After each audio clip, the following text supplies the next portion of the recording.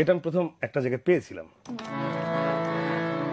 বলে রাখা ভালো, জগজিৎ সিং জি, তালাত মাহমুদ, মোহাম্মদ রফি এনাদের দ্বারা মারাত্মকভাবে প্রভাবিত ছিলেন। আচ্ছা তখন উনি ওনাদের মতো করে গান গাইতে চেষ্টা করতেন আচ্ছা, এবং উনি বলেছেন ইন্টারভিউতে, বিভিন্ন জায়গায় আমাকেও বলেছেন, মানে তখন ওনার শুরুর দিকটা ছিল। মানে ওনার আইডল ছিল তারা। আচ্ছা হ্যাঁ, হ্যাঁ, যে যেমন ওনার আগেকার দিনে কেমন করে গান গাওয়া হতো, Okay. আপনা গম ভুল গে তেরি বফা ভুল গে।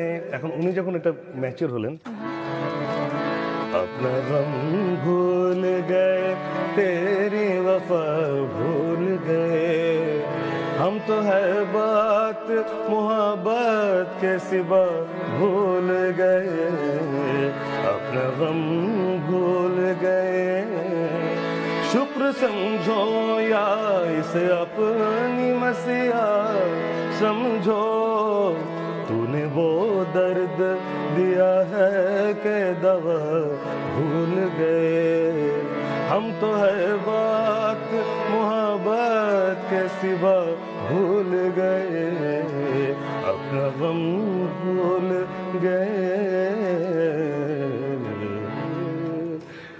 যেহেতু পারিবারিক সূত্রে আমি একটি ব্যবসায়ী ঘরের ছেলে, তো আমার আব্বা খুব সক্রিয়ভাবে জড়িত ছিলেন Federation of Bangladesh Chamber of Commerce and Industry, এবং সেই সুবাদে আমিও। আচ্ছা ওখানে আমার একজন চাচা আছেন, দেশে একটি